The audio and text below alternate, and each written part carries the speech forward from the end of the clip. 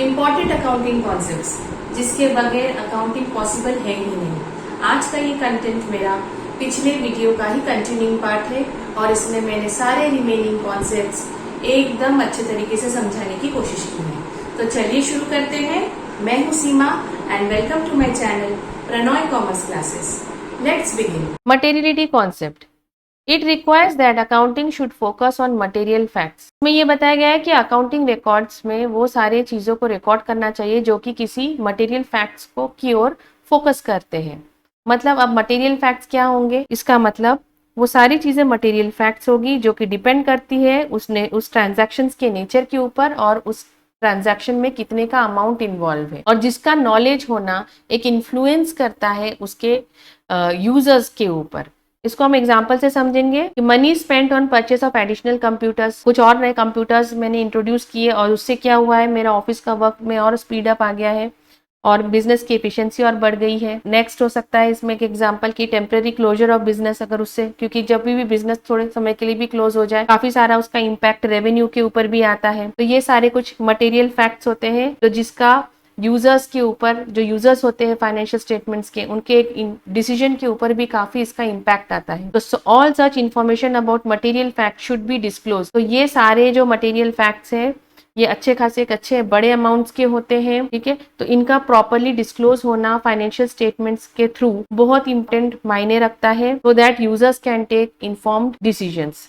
तो this concept is not followed when the amount is very small. जैसे stock of erasers हो गए, pen हो गए, पेंसिल्स हो गए, पेपर्स हो गए, मतलब जिनका जानना ना जानना ऐसा कोई इंपॉर्टेंट फर्क या असर नहीं डालता है उसके यूजर्स के ऊपर फाइनेंशियल स्टेटमेंट्स के। तो इसको हम शो भी नहीं करते हैं asset as an assets category में। इसको हम कहाँ ट्रीटमेंट देते हैं, जैसे कि रेवेन्यू एक्सपेंडिचर करके शो करेंगे, प्रॉफिट एंड लॉस में हम इसको बताते हैं। Going concern concept.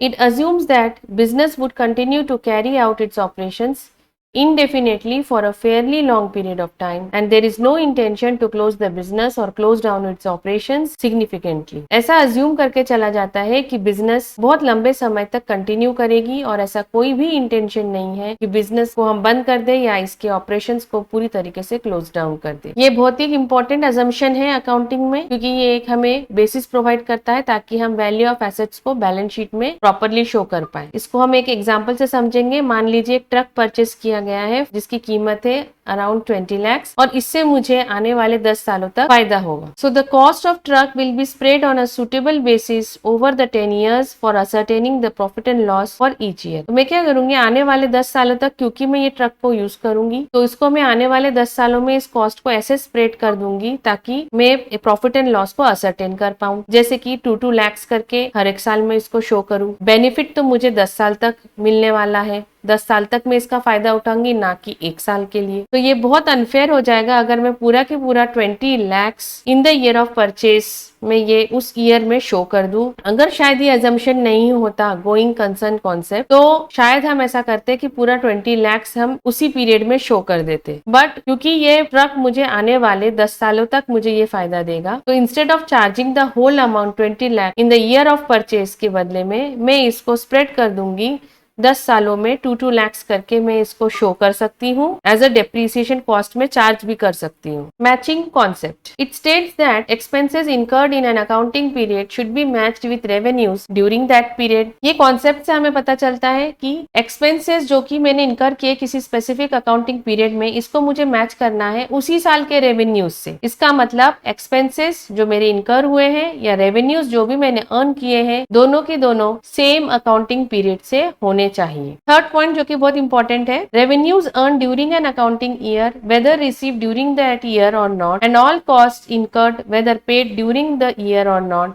Should be taken into account while ascertaining profit and loss for the year. इसका मतलब है कि रेवेन्यूज जो भी मैंने अर्न किया है, मैंने उसे रिसीव किया है या नहीं, या जितने भी कॉस्ट मैंने इनकर किए हैं उसको मैंने टोटली फुल्ली पेमेंट किया है या नहीं, ये सभी को मुझे कंसीडर करना पड़ेगा और रिकॉर्ड करना पड़ेगा while ascertaining profit and loss for the year. For example, अगर कोई कंपनी जो भी रेवेन्यू अर्न कर रही है फ्रॉम इट्स सेल्स, उसका सेल या तो क्रेडिट सेल भी हो सकता है कुछ, और कुछ कैश सेल से भी, इसका मतलब कुछ कैश उन्होंने रिसीव कर लिया है और कुछ कैश रिसीव करना बाकी है। तो ये जो रेवेन्यू उन्होंने अर्न किया है, इसके पीछे उन्होंने काफी सारा कॉस्ट जरूर इनकर किया होगा।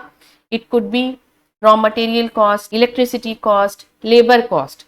कुछ कॉस्ट का या तो पेमेंट बाकी होगा या कुछ कॉस्ट पेमेंट कर चुकी होगी, वेदर पेड या some amount is not paid. Everything will be taken into account for ascertaining profit and loss for the year. तो ये कॉन्सेप्ट को हमेशा फॉलो करना है व्हाइल प्रिपेयरिंग फाइनेंशियल स्टेटमेंट्स, ताकि मुझे एक ट्रू एंड फेयर व्यू मिले प्रॉफिटेबिलिटी का and financial position of a business को भी मैं बेहतर तरीके से जान पाऊं। Consistency concept, it requires that the accounting policies and practices followed by enterprises must be uniform and are consistent over the period of time. Consistency concept हमें ये बताता है कि over the period of time firms या enterprises ने एक जैसे accounting policies and practices को फॉलो करना चाहिए। इससे हमें क्या फायदा होगा, ताकि हमें कंक्लूजन ड्रॉ कर पाएंगे regarding the working of an enterprise over a period of time, as well as inter firm comparison में भी मदद मिलेगा। For example, if 2 different methods of depreciation is followed in 2 different accounting years, then profit of the 2 years will not be comparable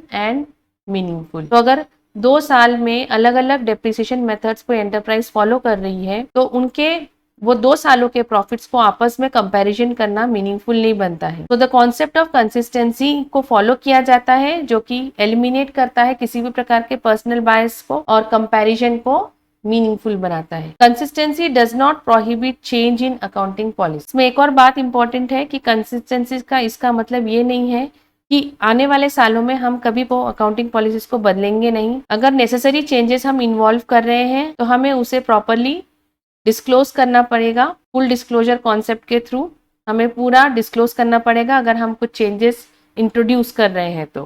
full disclosure principle, financial statements are the only और basic means of communicating financial information to all interested parties. Financial statements ही एक ऐसा basic means, एक ऐसा जरिया है जिसके तहत हम कम्युनिकेट कर सकते हैं फाइनेंशियल इंफॉर्मेशन को सभी इंटरेस्टेड पार्टीज तक। अब इंटरेस्टेड पार्टीज में होगी हमारे जैसे investors, lenders, suppliers and others, ताकि फाइनेंशियल डिसीजंस वो टाइमली ले पाए। Financial statements must make a full, fair and adequate disclosure. Adequate disclosure करना चाहिए जो कि इंपॉर्टेंट रहती है, रिलेवेंट होती है फाइनेंशियल डिसीजन लेने में भी, और रिलेवेंट है किसी भी एंटरप्राइज के फाइनेंशियल साउंडनेस या उसकी स्टेबिलिटी को जानने के लिए। तो financial statements must make a full, fair and adequate disclosure करना चाहिए ऑल इंफॉर्मेशन का, और ये सारे इंफॉर्मेशन मस्ट बी मटेरियल होने चाहिए, रिलेवेंट फैक्ट्स होने चाहिए। ठीक है, इससे क्या बेनिफिट होगा मुझे कि the users to make correct assessment of the profitability, current profitability या आने वाली प्रॉफिटेबिलिटी के बारे में वो जजमेंट ले पाएंगे, and financial soundness of the enterprise को वो जान पाएंगे। जैसे इसमें मान लीजिए जैसे किसी पर्टिकुलर ईयर में अगर लो सेल्स हो गए, उसको डिस्क्लोज करना, change in the method of depreciation में अगर कोई बदलाव ला रहे हैं तो उसे भी डिस्क्लोज करना, अगर कंपनी या एंटाइटी का किसी थर्ड पार्टी के साथ कोई कोर्ट केस या डिस्प्यूट चल रहा है उसे भी फुल्ली डिस्क्लोज करना। कंजर्वेटिज्म कॉन्सेप्ट, इसे प्रूडेंस कॉन्सेप्ट भी कहा जाता है। It is based on the policy of playing safe. It is described using the phrase do not anticipate a profit but provide for all possible losses. इसका मतलब है कि होने वाले प्रॉफिट्स या प्रॉफिट्स के बारे में कुछ भी अनुमान मत लगाओ, पर होने वाले लॉसेस के लिए कुछ न कुछ प्रोविजंस जरूर बनाओ। ये इस पॉलिसी पे ही काम करता है। इसे कहा जाता है conservatism concept. It requires that profit should not be recorded until realized, but all losses, even those which may have a remote possibility, must be provided in the book. इस कॉन्सेप्ट में बताया गया है कि प्रॉफिट को तब तक record मत करो जब तक आपने उसको रियलाइज नहीं कर लिया, बट लॉसेस के बारे में जरूर कुछ प्रोविजंस बनाओ, भले ही उसकी संभावना होने की पॉसिबिलिटी कम क्यों ना हो। इसको हम एग्जाम्पल से देखेंगे, जैसे कि valuing closing stock at cost और market value whichever is lower, दोनों में से जो कम रहे, इधर द कॉस्ट प्राइस और द मार्केट वैल्यू, दोनों में से जो कम रहे। Creating provision for doubtful debts, ऐसा पैसा जो कि डेटर से मिलने वाला है लेकिन हो सकता है कि वो पैसा शायद ना मिले, उसके लिए कुछ प्रोविजंस बनाना, पूर्वानुमान करना कि कुछ ऐसे डाउटफुल डेट्स मेरे बन सकते हैं। Thus if market value of the good purchased has fallen down, the stock will be shown at cross price in the books. अगर मान लीजिए हमने कुछ गुड्स परचेस किए और उसका मार्केट वैल्यू फॉल हो जाए, गिर जाए, तो हम स्टॉक को शो करेंगे कॉस्ट प्राइस में इन द बुक्स।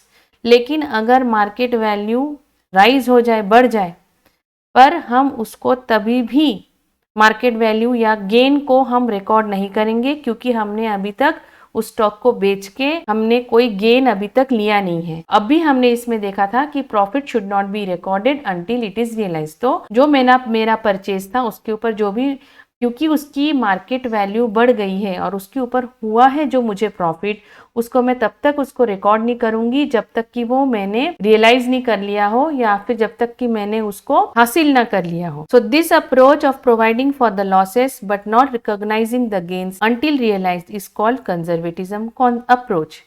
इसे ही ये कंजर्वेटिज्म अप्रोच कहा जाता है, क्योंकि इस अप्रोच में हम लोग हमेशा लॉसेस के लिए प्रोविजंस बनाएंगे, बट गेन्स को तब तक या प्रॉफिट्स को तब तक रिकॉग्नाइज नहीं करेंगे जब तक कि हमने उसको रियलाइज नहीं कर लिया है। इसमें एक और बात आती है कि deliberate attempts to underestimate the value of assets should be discouraged as it will lead to profit called secret reserve. सोच समझ के या जानबूझ के वैल्यू ऑफ एसेट्स को अंडर एस्टिमेट करके बताना, क्योंकि इससे क्या होगा, कुछ सीक्रेट रिजर्व्स जन्म लेंगे कि कई बार वो हमें सामने अकाउंट्स में नहीं दिखते हैं। हमारा आज का लास्ट कॉन्सेप्ट जो हम पढ़ने वाले हैं, that is the objectivity concept. It states that transaction should be recorded on the basis of evidence. ये बताते हैं हमें कि ट्रांजैक्शन हमेशा कुछ ना कुछ एविडेंस को रखते हुए, कुछ प्रूफ होना चाहिए, उसके बेसिस पे ही ट्रांजैक्शंस रिकॉर्ड करने चाहिए। तो accounting transaction should be recorded in an objective manner, free from the bias of accountants, personal and other. उसमें किसी के अभी इन्फ्लुएंस नहीं होना चाहिए। ट्रांजैक्शंस को एक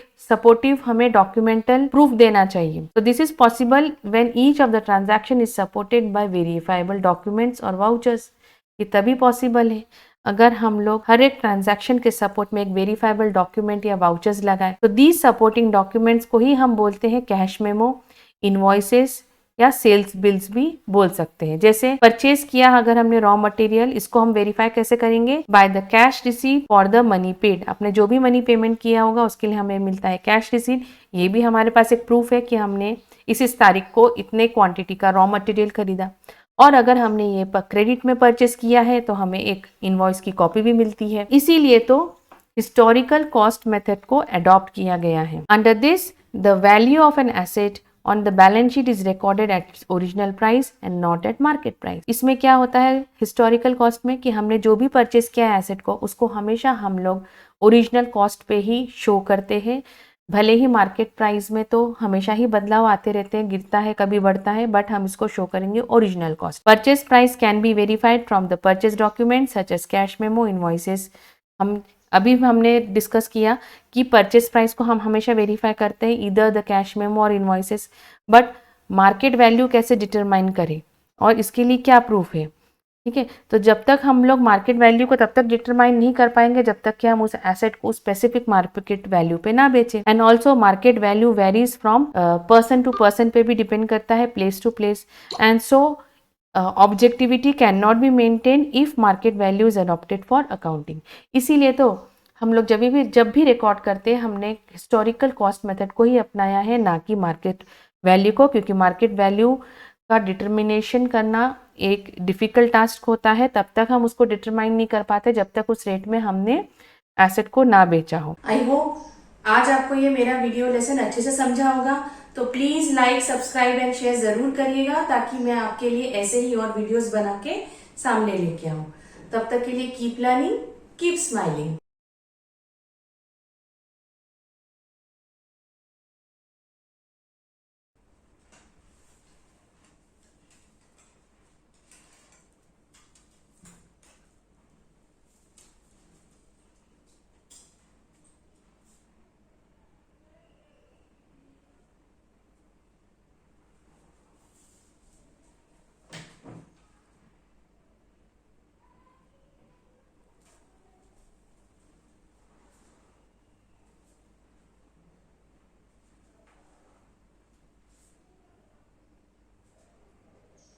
आई होप आज आपको ये मेरा वीडियो लेसन अच्छे से समझा होगा। तो please like, subscribe and share जरूर करिएगा, ताकि मैं आपके लिए ऐसे ही और वीडियोस बना के सामने लेके आऊं। तब तक के लिए कीप लर्निंग, कीप स्माइलिंग।